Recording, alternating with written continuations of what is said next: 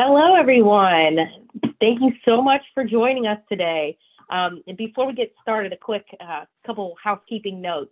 If you're joining us on Zoom, you'll note that the Q&A feature is where you will want to put any questions, and the chat is turned off. If you're joining us on YouTube, the live chat is also turned off, so you can just sit back and enjoy. So we have a really great program, I think, for you today. And first and foremost, I'd like to thank our sponsors for today's program, and that is Ohio Poultry Association, Hertzfeld Farms, Outward Farms, Cooper Farms, Trillium Farms, Big Dutchman, and Grow Next Gen. So you'll also be able to locate, we've done 2 previous poultry virtual field trips, and those can be found on grownextgen.org, that website you see on your screen. So my name is Jenna Gregrich, and I am with Ohio Poultry Association. A little bit about what Ohio Poultry does. So we work with Ohio's egg, chicken, and turkey farmers. And today we are going to be learning about egg production in Ohio.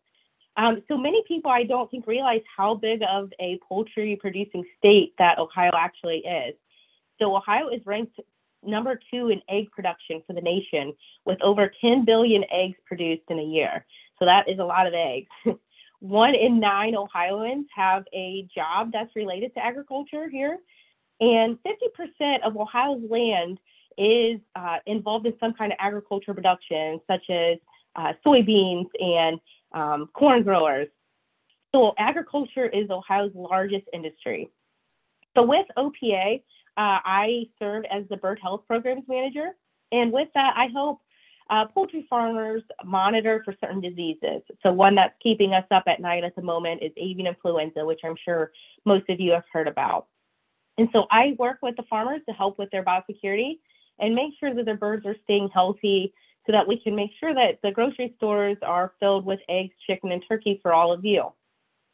So today we're learning about a lot of the differences in egg production types and different housing systems, but there are similarities across all these different housing systems. So some of those similarities are hens are all fed fresh, nutritious diets made up of locally grown soybeans and corn. So a lot of the fields that you see growing corn and soybeans around Ohio as you drive, those will go to Ohio's poultry producers.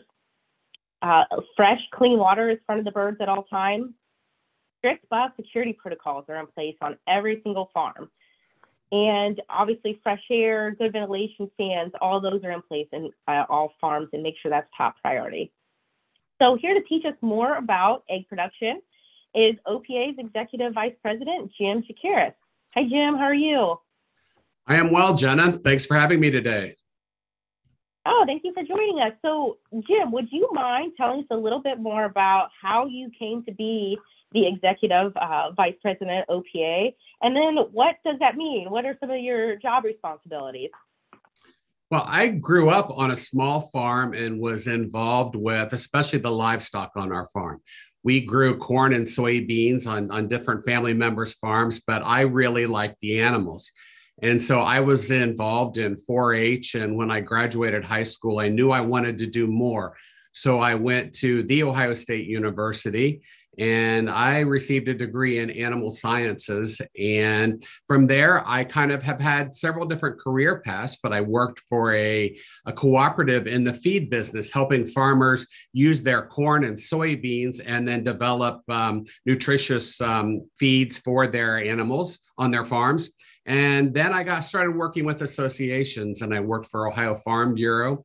I worked for the sheep farmers of Ohio and nationally for several years. And then a poultry opportunity came around, and we had some chickens on the farm, and I liked the chickens. And so I said, let's look at this. And I've kind of grown into it. And I really love what I do representing Ohio's poultry farmers and sharing the very positive messages of chicken, turkey, and eggs, and why they're important to our state and why they're important to us as consumers.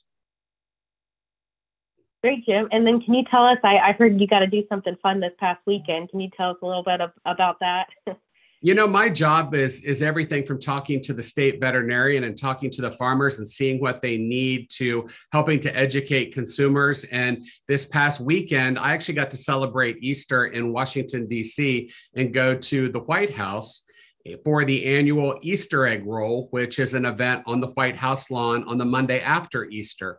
And I was lucky enough that I got to meet and talk with President Joe Biden and First Lady Dr. Jill Biden and tell them about, Ohio's eggs, turkey, and chicken. So that was really fun and kind of something that doesn't happen every day.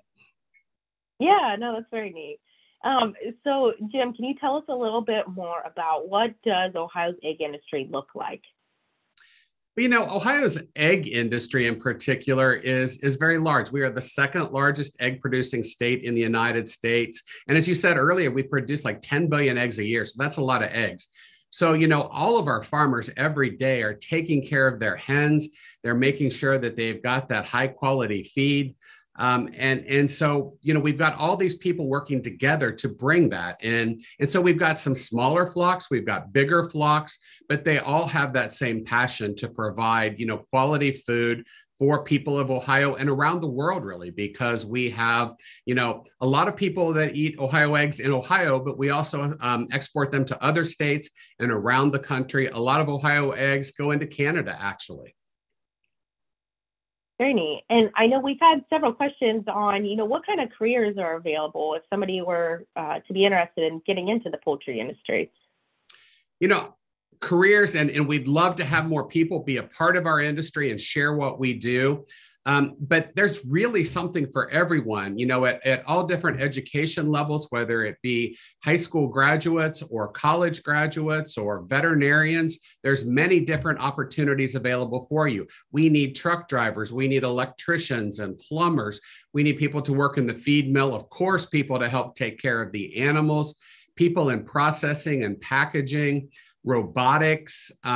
There's just really something for everyone. Whatever your interest is, I'm sure we can find a career for you in the poultry industry. That's interesting. No, there's definitely a lot of steps and more involved in it than you realize to just get that product to the grocery store. So now we'll move. We're going to talk about the different housing systems. And so today we're going to talk about conventional production systems, cage-free, and organic production systems. So I think we'll go ahead and jump right into more of what we call our conventional egg production. And I know we have some pictures of that, but Jim, can you explain a little bit more what's your definition of conventional egg production? What does that look like to you? Well, everything that we do in the poultry industry is based on science, and we want to do what's best for our birds. And many years ago, we had, a lot of birds were outside, and then all of a sudden the scientists said we need to bring them inside to protect them from predators and parasites and disease. And so that's what we did. And so as the science has evolved, we basically look to those scientists to tell us what's best for our birds. And so that's what we do. And so the conventional type of a system is what first came about, and it's evolved over the past several years. Chickens are inside. They are kept in small groups inside of cages. They have access to feed and water 24 hours a day. And the chickens, lay their eggs. We collect their eggs, and they go right into a processing facility. And it's also one of the best ways we have to handle the byproduct that we have from chickens, which is their manure. And that is a valuable product because we then share that with the farmers that we get our corn and soybeans from, and they use it as fertilizer. So it's a very sustainable, complete cycle. Jim, can you touch on a little bit, because I think this video that everybody's seeing is a good example, but we use lighting as a tool to help birds and make them more comfortable and when they're in that egg laying process. Can you explain a little bit more on how lighting works? Sure. A lot of research has gone into what's the optimal lighting at the certain time of day for chickens. And so we want to obviously maximize, egg production, but we also want them to be comfortable in the environment. So we use different colors of lights, different amounts of light. So it might be dimmer at times or brighter at times. And so basically what we're looking at is while they're inside, we're also kind of mimicking what the daylight would look like outside. And so we, basically are looking to what can we give that chicken everything that she needs that to make her comfortable and to make her productive. And so that's a very, again, it's all part of a cycle, and we're helping to that chicken to be a very vital part of that. And we had a question from Miss Circle Potter, and it was what precautions are taken to combat avian flu. And I think that video did a good job of showing, you could see the two men in the, we call them PPE gear, or personal protective equipment. Those white suits they put on before they go into the house to make sure that they're not bringing in any potential diseases or germs that could make the chicken sick. So that's one of the examples of some of the things that we do. And I don't know, Jim, if you want to touch on, maybe what are some of the other biosecurity practices we have in place on these farms? Sure. And we're really in an enhanced biosecurity now because of the threat of avian influenza. So the personal protective gear that you see people wearing is important. We have foot baths to disinfect those boots when they come into and out of the barns. We limit traffic on the farms to essential personnel only, the people that are actually caring for the birds, because we don't want to provide any other vectors for disease to come into the barns. And so you can see here, they're walking through the barns, they're checking the eggs, they're checking the chickens. But that biosecurity is very important, and we want to make sure that we don't bring anything in. Some farms even have a facility where you have to take a shower before you come in to see the actual birds, because again, that's just another way to make sure and eliminate all those particular pathogens. And I think we had a picture that came up for a second, but it's a really good overview. Yeah, that's one. I think this does a really good demonstrating. Again, it talks about, you can see different lights, how sometimes at different points in the day, like Jim mentioned, they may be a little brighter. And I think this is you can really see where the egg belts are up front, the feed that Jim was talking about. I didn't know, Jim, if you would want to touch on, you can see this egg belt is a lot more full. And are there certain types of days that the birds will lay more eggs? Sure. Actually, we see most chickens laying their eggs very early in the morning. And so those are designed. And again, it's a good example of engineering where the egg rolls to that belt, and then that belt transports it via another mechanism to go to the processing plant. And so that, again, the light contributes to when those eggs are laid, when they're processed. And our farms have to process those eggs within so many hours of being laid.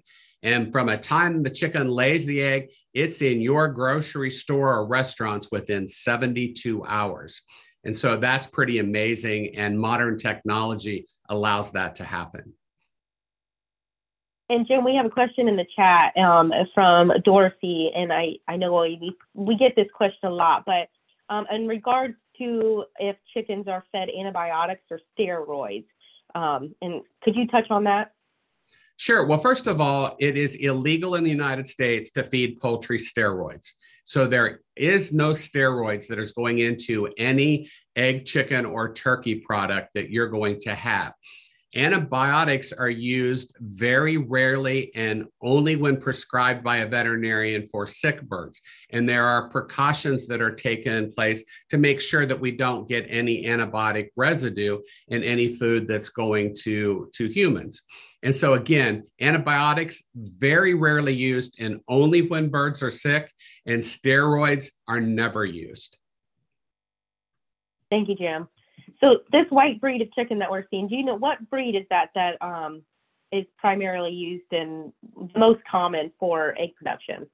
The white birds are probably going to be a Cornish or Comet kind of cross bird. Most of the birds are a hybrid. which I believe there was a video a few weeks ago that you could probably find online that talks about genetics and how we select our birds and breed them. So these white chickens are a hybrid that are bred to perform and produce a lot of safe, wholesome eggs.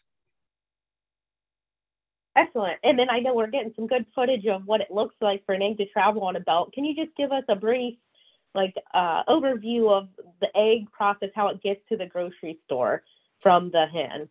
Sure. So the chickens just laid these eggs, and you see them going down that conveyor belt and then up into that mechanism that takes them to the next level, which then they travel into the processing plant.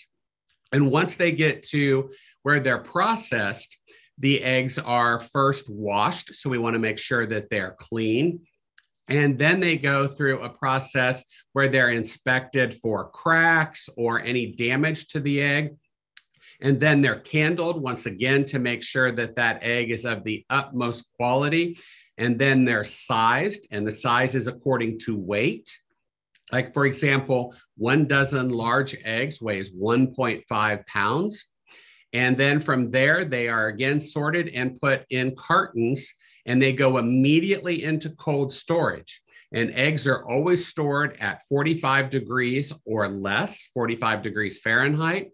And then from there, they're transported to your grocery store or local restaurants, again in refrigerated trucks. And we see them getting there, like I said earlier, within 72 hours or 3 days. Excellent. Thank you, Jim. And we do have a question in the chat from Dorothy Atkins. And she said, students are wondering, are there only females in the barn? Yes, that is correct. There are only hens or female chickens in the barns. We don't need roosters to lay eggs. And then this, again, not the most prettiest picture, but it's a good picture to see how those manure belts work. Obviously, you don't want that manure hanging around in the house, so they use more belt systems to take those out and then dry them in a separate facility so that it can be used for fertilizer, again, to go back into those soybean and corn fields for local farmers here. So it's a nice, it's Earth Day today, so I feel like it's a perfect circle of life we're showing. So, it's so not, I guess next, oh, go ahead, Jim. I was going to say, it's not very pretty, but it is valuable. Absolutely. So I think we'll move on to what we call a conventional hybrid production, which is more of like enrichment. But I think these videos are wonderful, so you can see kind of how that manure is handled.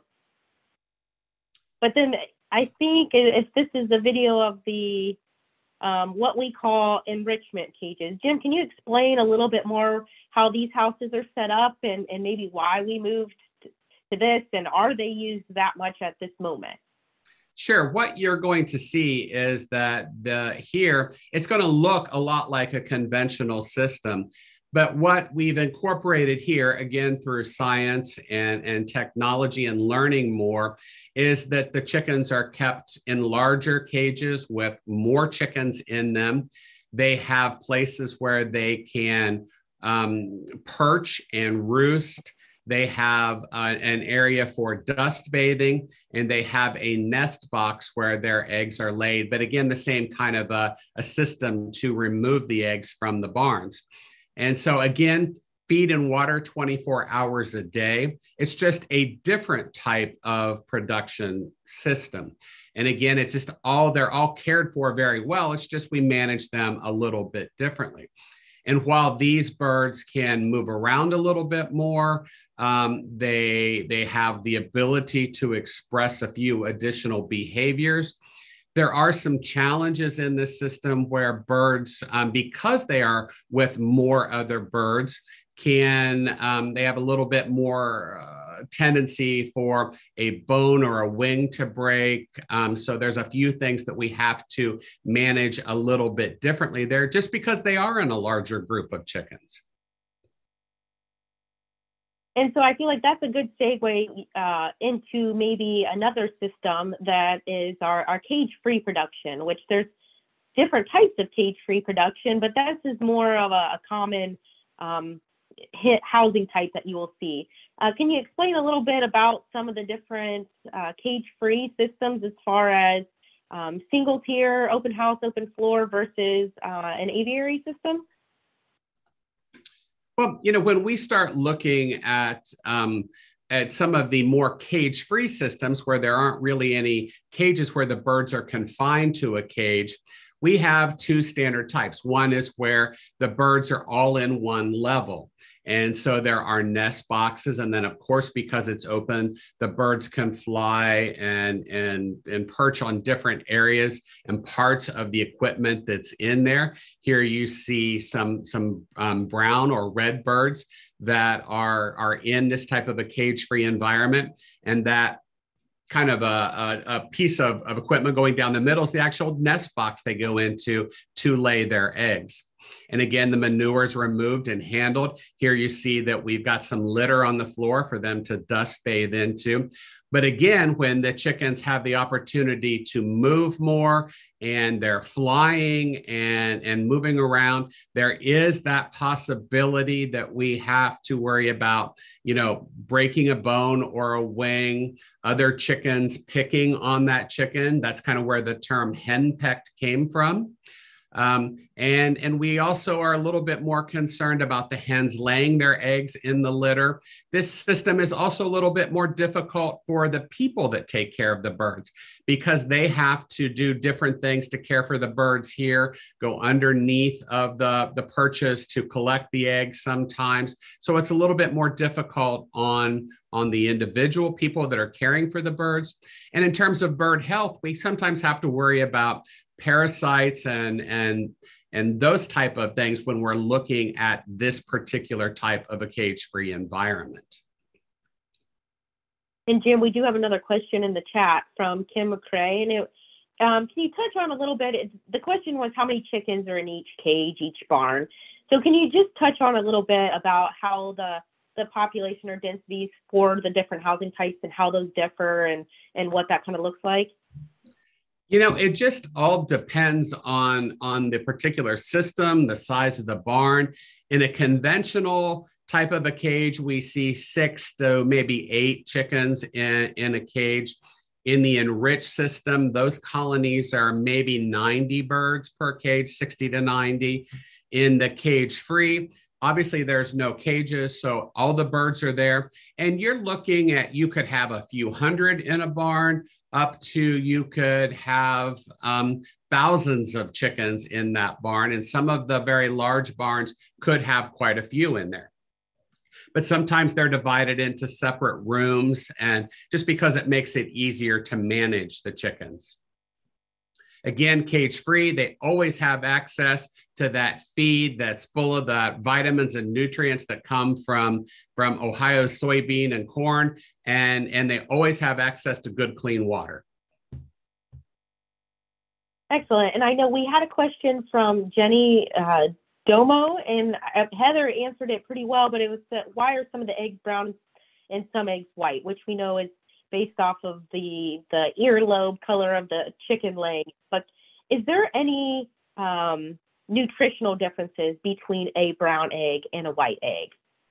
We have done a lot of research and many different people have looked at that, but I can tell you that there is no nutritional difference. Statistically, there is no difference between a brown egg and a white egg, or even some of the rarer, smaller flocks with a green egg or anything like that. Nothing in terms of nutrition, and there is no taste difference. We have done taste test panels for years, and there is no taste difference. Okay, excellent. So I think, can you explain a little bit? I see there was a quick photo, but of how these cage-free systems, when they're on the floor, what are some of the main components? Like we see some litter in some area, and then the slats, and then what we call a nest box, how that kind of works, and what makes a chicken want to go into a nest box. Well, typically a chicken will seek a private darker area to lay an egg. So you won't see any light, in there, or it's very dim. And so she will go into this area to lay her egg and then quickly exits. So it kind of mimics more of a natural type of behavior. And so we see that, we've also got good ventilation and air quality in all of these systems. And of course, they're cleaned regularly as well. Okay, great. And I think next I wanted to move along to it's another cage-free egg production system, but what we call an aviary. I believe this is kind of the way majority of our Ohio producers are going, and what the housing system is looking like more and more. So Jim, can you explain what an aviary is?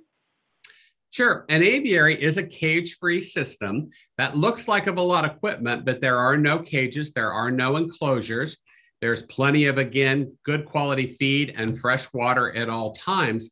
But what this system does is it has the nest boxes, it has areas for the chickens to dust bathe, but it also has areas for these chickens to perch on different levels.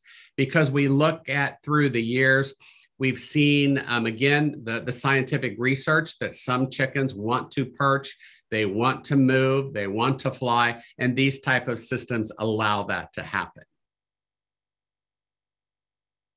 And Jim, can you tell us a little bit? We have a couple questions, one from Kim McCrae, and I know I saw another one earlier. If we do have a sick bird or if one gets injured, how is that handled? Well, all farms work with veterinarians.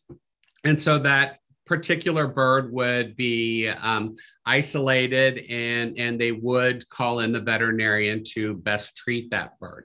So every farm has places where they can isolate the birds and deal with those on a one-by-one basis. And so again, caring for the hens is the number one,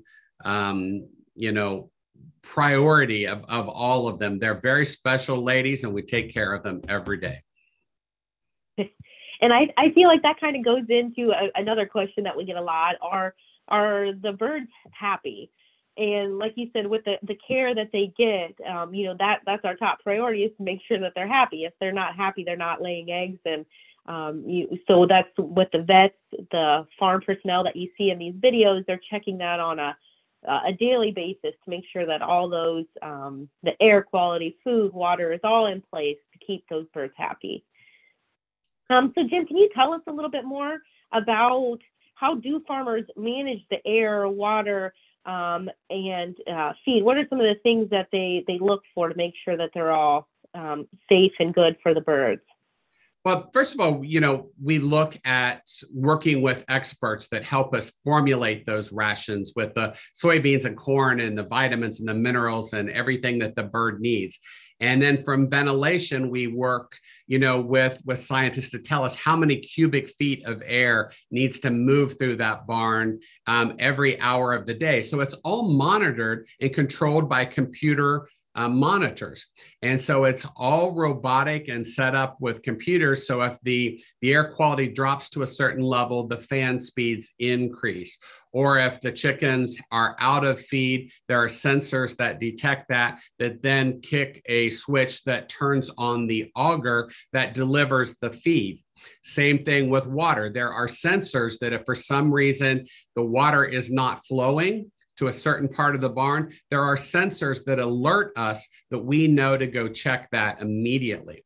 So these happen 24 hours a day, and there are personnel on the farms, workers, that monitor this 24 hours a day in our larger farms. So it's a combination of science, mechanics, robotics, and good old human intuition that all come together to provide for the perfect environment for our chickens. Okay, excellent.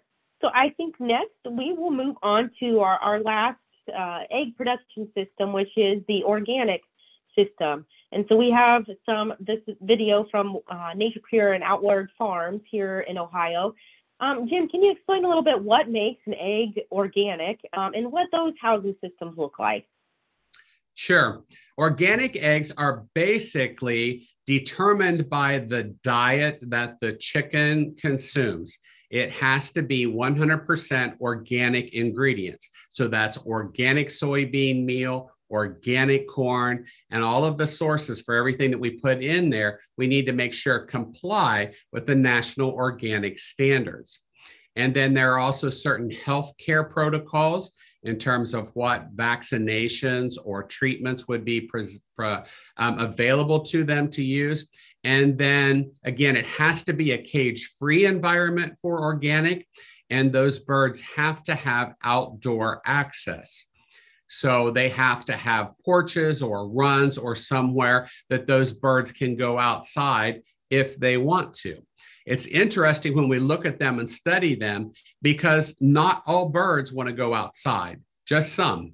And so it's interesting. And then, of course, they're all brought back inside during the night to try to help prevent them from coming into contact with predators and to help control the temperatures and those kind of things that we would appreciate as well. And so basically, any type of cage-free environment will work for organics, but they've got to be fed those organic feeds. So, and I guess that leads us to the big question. Are there any differences in the eggs from any of these different housing types? At the end of the day, an egg is an egg is an egg. And so it just all depends on what you as a consumer or a person who enjoys eating eggs wants to bring home.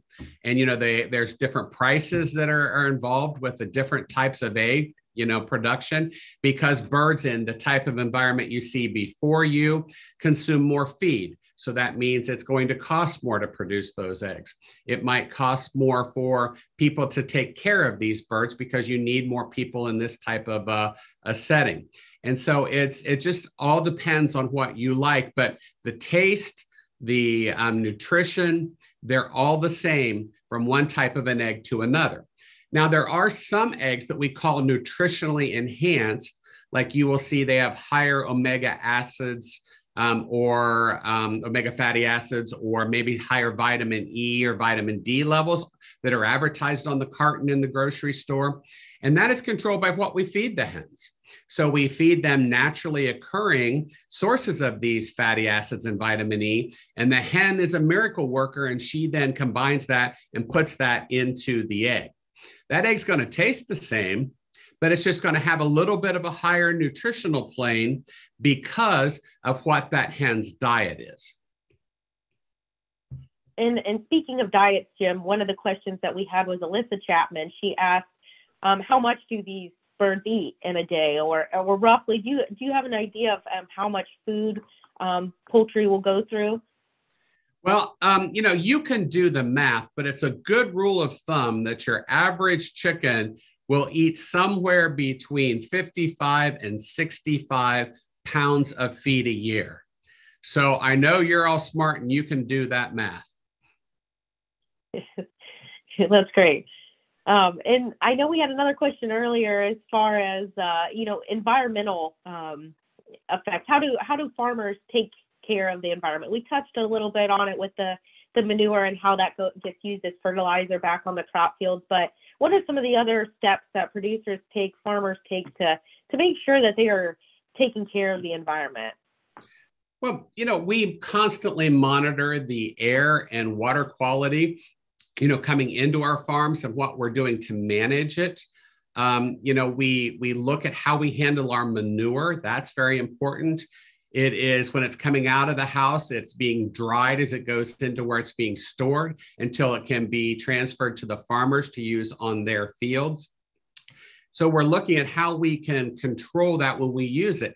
And then we, work with our corn and soybean farmers to make sure that they are using soil tests and only applying the amount of nutrients to the land that the crops need. So again, that's all part of that complete cycle. And, we also look at how much water we use. And the egg industry is like twice as sustainable as it used to be, 50, 60 years ago. And we think as we look at that, it's kind of happened at the same time that we brought the chickens inside. And so we become more efficient. So therefore we become more sustainable. So that's another part of this whole analysis we have to look at in terms of whether we want conventional or cage-free or even beyond that to a small flock. Larger flocks are more sustainable than smaller flocks. There's a whole lot of different things we look at in terms of what is the best for, not only our consumers and our dinner plates, but our entire planet. And so that's all an important part of managing and balancing and putting everything together. And I don't know if we can go back to the footage of where the eggs were getting put in cartons, but I think that's good just to touch on. You can see how the eggs have traveled through those belts. They've gone, been washed, weighed, inspected, and then they all get placed into the cartons that are then shipped directly to you. So I think that's just neat footage, and it's amazing to me like how quickly and efficiently they do that. So I wanted to point that out. Another question that we get, Jim, is how do all these different systems impact egg cost? Well, cost is obviously something that the farms want to raise a wholesome, affordable product. Eggs, even though prices maybe go up or down, they are still one of the most, if not the most affordable protein source in the grocery store. If you think your eggs, if your eggs are even $2, $3 a dozen, you're getting 1.5 pounds of really high quality protein.